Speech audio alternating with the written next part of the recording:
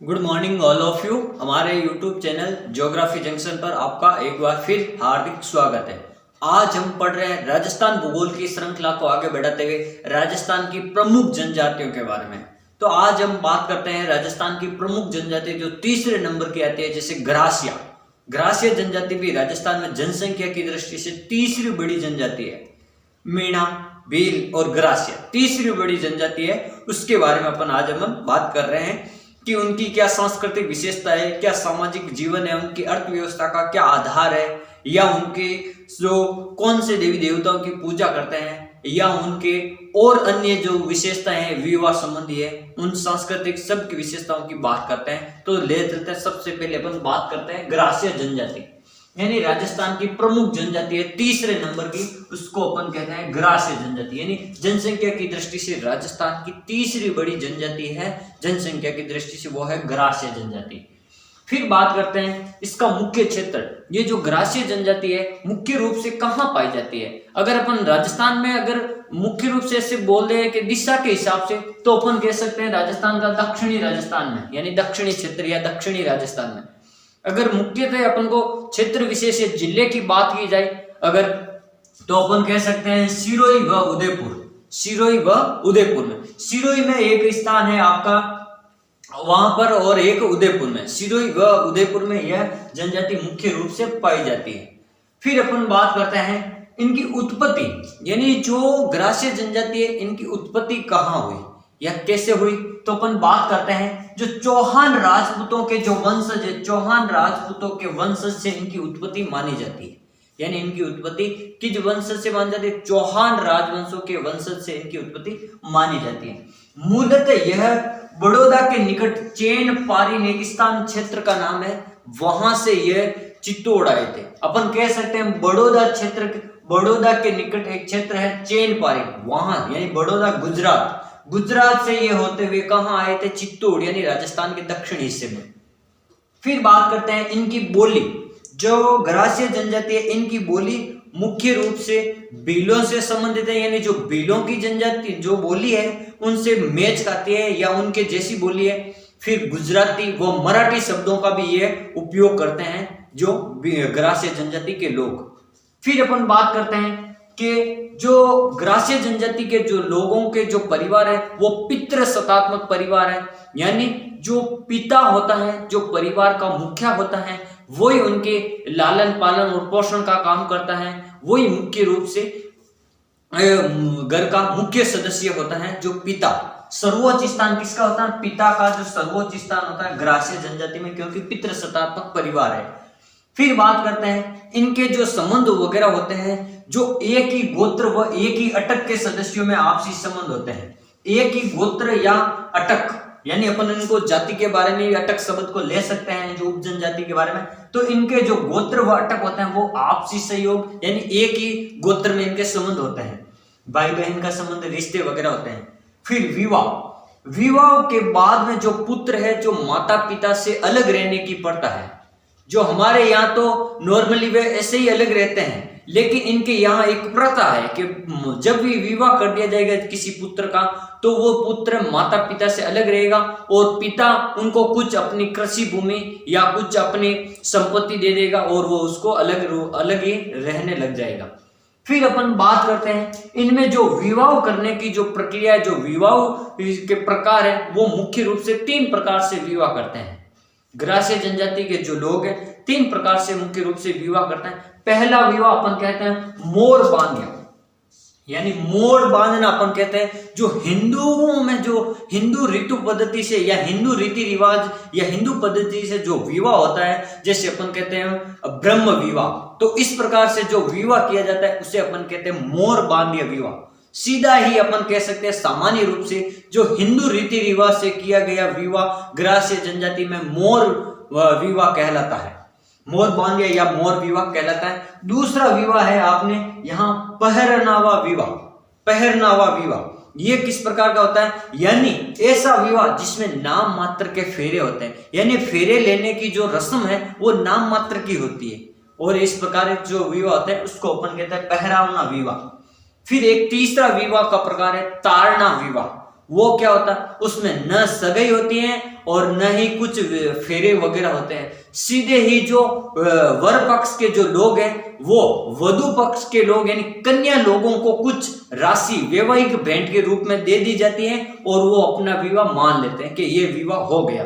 अपन के यहाँ क्या करते हैं कि जो वर वधु पक्ष के लोग होते हैं वो वर पक्ष को देते हैं, लेकिन ग्रास्य जनजाति में उल्टा है। जो वर पक्ष के लोग होते हैं वो वधु पक्ष के लोगों को या वधु यानी जो कन्या होती है उसको वैवाहिक भेंट के रूप में राशि दी जाती है। फिर अपन बात करते हैं अगला, इनमें विधवा विवाह का भी प्रचलन होता है, यानी जो ग्रास्य जनजाति है, जो स्त्री विधवा हो गई है वो फिर से पुनः विवाह कर सकती है, यानी विधवा विवाह का भी प्रचलन है। इसको अपन आटा साटा विवाह या विनिमय विवाह भी कहते हैं। अपन क्या कहते हैं, आटा साटा विवाह या विनिमय विवाह भी कहते हैं इस प्रकार की विवाह। फिर ये जो लोग होते हैं ग्रास्य जनजाति के, ये भी भगवान को मानने वाले लोग होते हैं, यानी आस्तिक लोग होते हैं। इनमें जैसे प्रमुख देवी देवताओं की बात की जाए, शिव है, या अपन कह सकते हैं दुर्गा पूजा है या भैरव पूजा है, यानी शिव जी की पूजा, भैरव जी की पूजा और दुर्गा पूजा, यानी देवी में दुर्गा देवी की पूजा की जाती है शक्ति के उपासक के रूप में। और ये जो लोग होते हैं ग्रास्य जनजाति के लोग, ये अत्यंत ही अंधविश्वासी लोग होते हैं। जो ग्रास्य जनजाति के लोग हैं ये अत्यंत ही अंधविश्वासी लोग होते हैं। ये किसी का भी कहना मान लेते हैं या ये अपशकुन ज्यादा समझते हैं। किसी भी प्रकार की जो रस्में वगैरह होती हैं उनमें अपशकुन ज्यादा समझते हैं। ये अपने आप को सफेद जो जानवर होते हैं उनको पवित्र मानते हैं, जैसे सफेद गाय हो गई या सफेद भेड़ हो गई या सफेद बकरी हो गई, उनको क्या करेंगे, ये पवित्र मानेंगे सफेद वस्तु को या सफेद को। फिर अपन बात करते हैं, इनमें शव जलाने की प्रथा होती है, लेकिन शव जलाने की भी एक अलग प्रथा होती है। किस प्रकार से, ये जो शव का अंतिम संस्कार करेंगे, ये 12वें दिन इनके अंतिम संस्कार किया जाता है, यानी शव को जलाएंगे लेकिन ये 12वें दिन जलाने की प्रथा है। फिर बात करते हैं, इनमें ये जो त्योहारों पर ज्यादा ही उत्साही लोग हैं, यानी त्योहारों का ये बड़े उत्साह से या बड़े शौक से मनाते हैं त्योहारों को। जैसे अपन बात करते हैं, इनके जो मुख्य त्योहार हैं, ये तो गणगौर और एक है होली। होली और गणगौर इनका मुख्य त्योहार माना जाता है, यानी ग्रास्य जनजाति का मुख्य त्योहार होली और गणगौर माना जाता है। फिर अपन बात करते हैं कि जो इनके त्योहारों की शुरुआत है, ये अपने त्योहारों की शुरुआत आका तीज से मानते हैं। आका तीज अपन कहते हैं चैत्र तृतीया, उनसे ये अपने त्योहारों का प्रारंभ मानते हैं। आका तीज से ये अपने त्योहारों का प्रारंभ मानते हैं। और यहां देखो, यहां ग्रास्य जनजाति में ये अपने आप वहां पंचायतों का गठन करते हैं, यानी एक पंचायत बना देंगे, उनके प्रधान वगैरह बनाते हैं, या अपन कह सकते हैं बड़े बूढ़ों की परिषद, या अपन इसको पंचायत कहेंगे, या अपन कह सकते हैं बड़े बूढ़ों की एक परिषद बना देंगे। फिर और गांव का जो मुखिया होता है, गांव का मुखिया वो प्रधान कहलाता है। गांव का मुखिया को अपन क्या कहते हैं, प्रधान कहते हैं। और गांव की जो छोटी छोटी इकाई होती है, सबसे छोटी इकाई को अपन क्या कहेंगे, फलिया, फालिया, फालिया कहते हैं सबसे छोटी इकाई। और उस फालिया में क्या होगा कि एक ही गोत्र के लोग रहते हैं। जैसे अपन कहते हैं ना कि एक ही गोत्र में ये रिश्ता बनाते हैं, तो यहाँ जो फालिया होगा उस एक ही फालिया में एक ही गोत्र के लोग निवास करेंगे उसको। और इनकी जो अर्थव्यवस्था का मुख्य आधार है, जो इनकी अर्थव्यवस्था का या आजीविका का जो मुख्य आधार है वो कृषि व पशुपालन है, यानी ये खेती का भी काम करते हैं और साथ साथ में ये पशुपालन का भी काम करते हैं।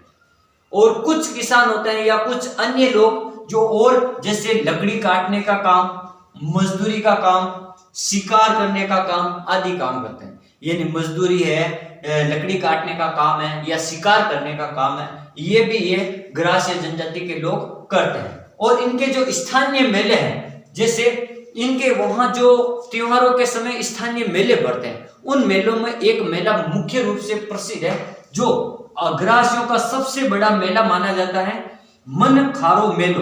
अपन कहते हैं मन खारो मेलो, यानी मुख्य रूप से आम आदिवासी मेला। अपन इसको क्या कह सकते हैं, आम आदिवासी मेला। मन खारो मेला का मतलब ये होता है कि आम आदिवासी मेला। और ये बढ़ता है आपके चैत्र शुक्ल तृतीय यानी गणगौर के दिन, चैत्र शुक्ल तृतीय या गणगौर के दिन बढ़ता है। अगली अपन विशेषता पढ़ते हैं कि विवाहित स्त्री से कोई दूसरा पुरुष भी शादी कर सकता है। इनमें एक ऐसी प्रथा है कि विवाहित स्त्री से कोई दूसरा पुरुष भी शादी कर सकता है अगर उसका पति जिंदा है तो भी। वो कैसे कि विवाहित जो स्त्री है उसके जो जीवित पति है उस जीवित पति को कुछ वैवाहिक रूप से भेंट दी जाती है, कुछ रुपए पैसे दिए जाते हैं, कुछ लोभ दिया जाता है और उसके बाद में वो दूसरा पुरुष है जो उस विवाहित स्त्री से शादी कर सकता है। फिर बात की जाए कि घेर को अपन क्या कहते हैं, गर कहते हैं इनके घेर को। और आदर्श पक्षी होता है मोर होता है। आदर्श पक्षी क्या होता है, मोर। और ग्रास्य शब्द का जो अर्थ होता है गिरास से लिया गया जिसका अर्थ होता है समूह। गिरास से अर्थ होता है समूह। और वाद्य यंत्र होता है ग्रासियों का, वो होता है बांसुरी, नगाड़ा या अलगोजा। बांसुरी, नगाड़ा या अलगोजा। फिर बात कर रहे हैं जो ग्रास्य जनजातीय गणगौर के दिन या अपने जो त्योहारों में घेर और ईश्वर की पूजा करते हैं। घेर और ईश्वर की पूजा का मतलब है ये शिव और पार्वती की क्या करते हैं, पूजा करते हैं। थैंक यू, धन्यवाद।